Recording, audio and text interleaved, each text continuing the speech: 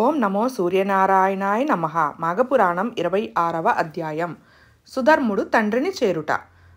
పాపం ఆ బాలుని జాతకం ఎటువంటిదో గాని తన తల్లి అడవిలో పులిచే చంపబడింది. ఇప్పుడు పెంపుడు తల్లి అడవిలో విడిచిపెట్టి వెళ్ళిపోయింది. ఇక ఆ పిల్లవాడిని దీనరక్షకుడగు శ్రీహరియే రక్షించాలి. ఆ రాత్రి బాలుడు ఏడ్చి ఏడ్చి అలసి నిద్రపోయాడు. అక్కడొక తులసి మొక్క ఉంది. నిద్రలో బాలుని చెయ్యి తులసి చెట్టుపై పడినందున ఆ రాత్రి అతనికి ఏ అపాయము కలగలేదు. పైగా దైవభక్తి కలిగెను. ఉదయమే లేచినప్పటికీ అడవిలో ఏకాంతముగా ఉన్నందున భయపడి బిగ్గరగా ఏడ్చాడు.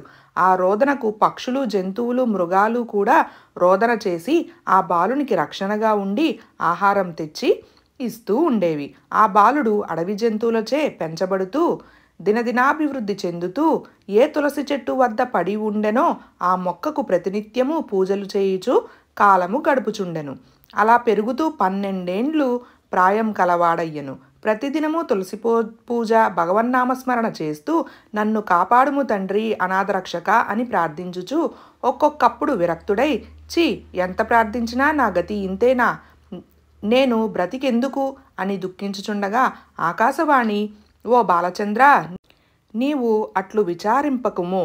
ఈ సమీపునంనే ఒక కోనేరు ఉంది. మాఘమాసం ప్రవేశించినది. అందుచే నీవు ఆ సరస్సులో స్నానం చేసిన ఎడల శ్రీమన్నారాయణుడు నీకు ప్రత్యక్షమగును అని పలికిన మాటలు ఆకాశము నుండి వినిపించాయి. వెంటనే ఆ రాజకుమారుడు సరోవరమునకు వెళ్ళి మాఘమాసం స్నానం చేసి శ్రీహరిని స్తుతించెను.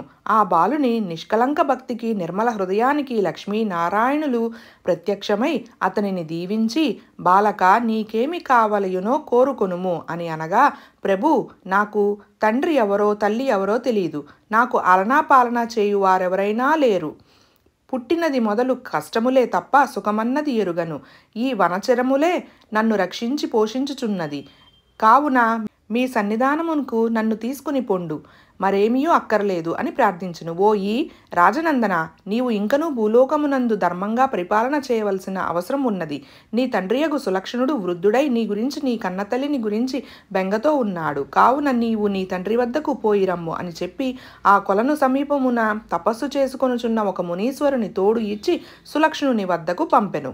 అప్పటికే సులక్షణుడు తన కడసారి భార్య గర్భవతిగా ఉండి ఎటు వెళ్ళిపోయిందో, పుట్టిన బిడ్డ ఏమయ్యాడో అని తన రాజ్యమంతయు వెదికించి తానును వెదకి వారి జాడ తెలియనందున విచారమనస్కుడై రాచకార్యములు చూడకుండెను.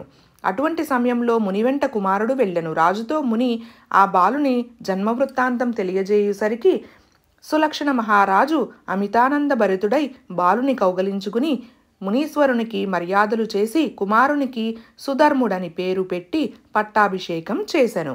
మాఘపురాణం 26వ అధ్యాయం సమాప్తం. ఓం నమో సూర్యనారాయణాయ నమః.